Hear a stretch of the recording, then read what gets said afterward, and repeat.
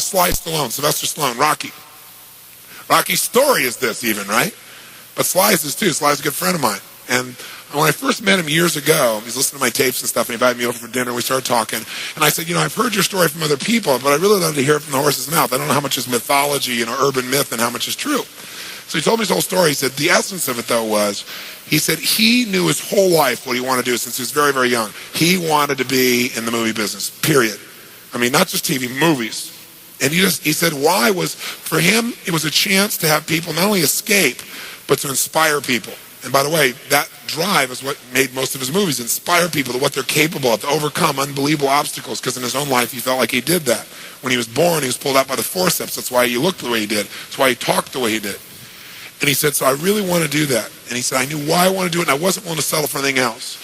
And he said, what happened was, I went out to try and get jobs, and it's not like I went, hey, Adrian, they went, you're a star. It didn't work out real well. They looked at me and said, hey, you're stupid looking, do something else. What is this talking like this? There's no place for you in that stuff. You're never going to be a star in the movies. You're insane. No one's going to want to listen to somebody who looks dopey and talks out of the side of their mouth, right? And he got no after no after no after no. He said, I was thrown out more than 1,500 times of agents' offices in New York. I said, there aren't 1,500 agents in New York. He said, I know. I've been to them 5, 6, 7, 8, 9 times. He said, I remember one guy went in there, and I got in there at 4 o'clock, and he wouldn't see me, so I stayed there, and I would not leave. And I stayed overnight. They came back the next morning. I was still sitting there. He said, that's how I got my first job. The guy said, fine, come in here. And he sat down, and he went through this, and he gave my first movie. I said, oh, really? I thought Rocky was your first movie. He said, no, this other movie, I'd never heard of it. I said, well, what character did you play? He said, well, I was in it for about 20 seconds. I was a thug that somebody beat up. He said, because they made me feel like, people hate your guts. You getting beat up, it'll be a good thing. And he did like 3 movies like that. Never got anything. Kept going out. Rejection. So finally he realized it wasn't working. So he changed his approach. He said, I was starving, by the way. He said, I couldn't pay for even to have heat in my apartment. My wife was screaming at me every day to go get a job. I said, well, why didn't you? He said, because I knew that if I got a job, he said, I'd get seduced back and I'd lose my hunger.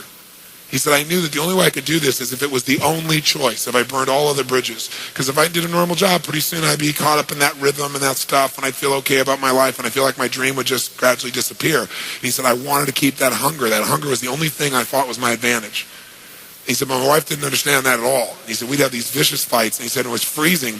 So I was broke, we had no money, and he said, so I finally went to the public library one day because it was warm. He said, I didn't want to read anything. He says, I went in, New York Public Library. He said, I was hanging out there, and I sat down in this chair, and somebody left a book there. And he said, I looked down at this book, and it was the poems of Edgar Allan, stories of Edgar Allan Poe. And he said, so I started reading it, and he said, I got totally into Edgar Allan Poe. And he said, I know everything about it. He goes on for another 20 minutes telling me about Edgar Allan Poe. He knows everything, how he died, what it was about, what really happened. And I said, well, what did Poe do for you? He said, Poe got me out of myself. He got me to think about how I could touch other people and not worry about myself so much. And he said, it made me decide to become a writer. I said, just imagine Rocky the writer, right? And he said, so I tried to write a bunch of screenplays. Nothing worked. I was totally broke.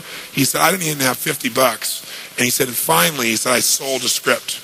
And it was called Paradise Alley. He said, it's a movie I made many years later, but I sold it. And he said, I sold it for $100. He said, but $100 was a ton of money, man. I was so thrilled. I thought, I'm on my way. But it never led to anything. And he said, so finally, he said, I kept going and going and going. He said, finally, we were so broke. He said, I hawked my wife's jewelry. He said, Tony, there's some things in life you should never do. He said, that was basically the end of our relationship. She hated my guts so much.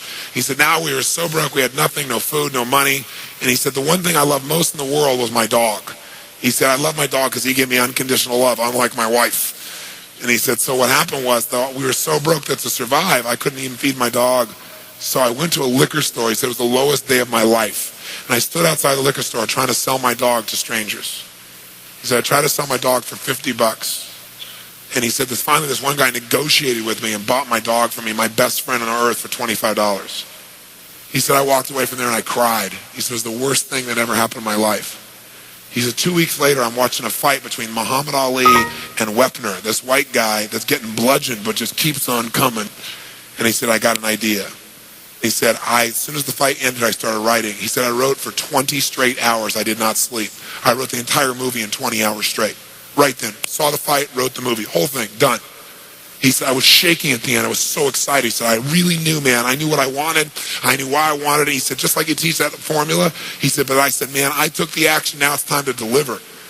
And so he said, I went out and started trying to sell it to agents. And they all would read it, and they'd say, you know, this is predictable. This is stupid. This is sappy. He said, I wrote down all the things they said, and I read them the night of the Oscars when we won. And he said, it was really good, right? The greatest revenge is massive success. And he said, so what happened was, he said, I kept going, trying to sell it, nobody going, I'm broke, I'm starving. He said, finally, I meet these guys, they read it, and they believe in the script, and they love it. And they offer me $125,000 for my script. I said, oh my God, you must have been out of your mind. He said, I was. I said, just one thing though, guys, you got a deal based on one thing. And they said, what's that? He said, I got a star in it. They went, what are you talking about? You're a writer. I said, no, I'm an actor. I said, no, you're a writer. I said, no, I'm an actor. That is my story, and I'm Rocky. He said, I got to play it. You know, I got to be the head person. I got to be the starring role. And they said, there's no way. We're not going to pay you $125,000, take some no name and stick you in that and throw our money away. We need a star, you know? And they want to have Ryan O'Neal play Rocky, to give you a picture. Can you imagine? That's who they'd pick, right? And so he said, no way, Ryan O'Neal isn't Rocky, I'm Rocky. Went through this whole thing, right? They said, well, take it or leave it. He said, I left the room. I said, if that's what you believe, you don't get my script. And he left. Here's a man with no money, none, totally broke, offered $125,000 more money than he'd seen in his lifetime. And he walked away because he knew his real what? Knew his real what? And why he wanted it. He was committed to it. So he said they called him a few weeks later, and they came and brought him back, and they offered him $250,000 not to star in his own movie. He turned it down, $250,000. They came back, their final offer was $325,000. They wanted this thing. He said, not without me, and they said no. They finally compromised, and they gave him $35,000 and points in the movie, because they said, if this is going to happen, then you're going to take the risk with us. And the bottom line is, we don't think it'll work, but at least we won't spend a bunch of money on you. And then they only spent $1 million to make Rocky, and it grossed $200 million at the time. Right? I mean, it was done pretty well. But what's interesting about this is, I said, what'd you do? I mean, even $35,000, it's not $250,000. That's a lot of money when you don't have $25. I said, what's the first thing you did? I figured you went out and partied or something. He said, I went to that liquor store for 3 straight days and hoped that the man who had my dog frequented the store. He said, because I want to buy back my dog. I thought that was so cool, right? That was really cool. I said, what happened? He said, third day I was there, this guy walks by, and I see him, and I can't believe it, and there's my dog. And I looked at him, and I said, sir, remember me? And he said, it had been about a month and a half by the time this had all come about. And he said, remember me? You know, I'm the guy that sold you the dog. I goes, yeah, I love the dog. He said, look, he said, I was so broke, I was starving. He's my best friend. I'm sure you love him too, but I gotta have him black. Please, I beg of you. He said, I'll pay you $100 for the dog. I know you paid me $25, but I'll give you $100. And the man said, absolutely not, no way. It's my dog now, you can't buy him back, right? And Sly said, you know, Tony, you know, he said, know your outcome? I said, yeah. He said, I knew it. And he said, I kept changing my approach, so I went $500 for the dog. The guy said, absolutely no way.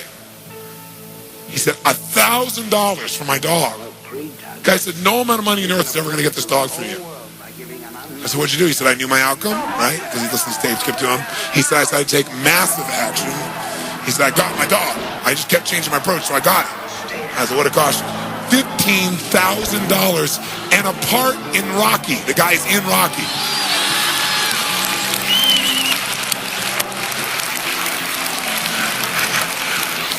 You know that dog in Rocky, Butt Kiss? That's Sly's real dog, right? That's the dog. He bought him back. So he put his dog in the movie, and he put the guy in the movie and paid $15,000 while he had $35,000. Isn't that pretty cool? Pretty awesome.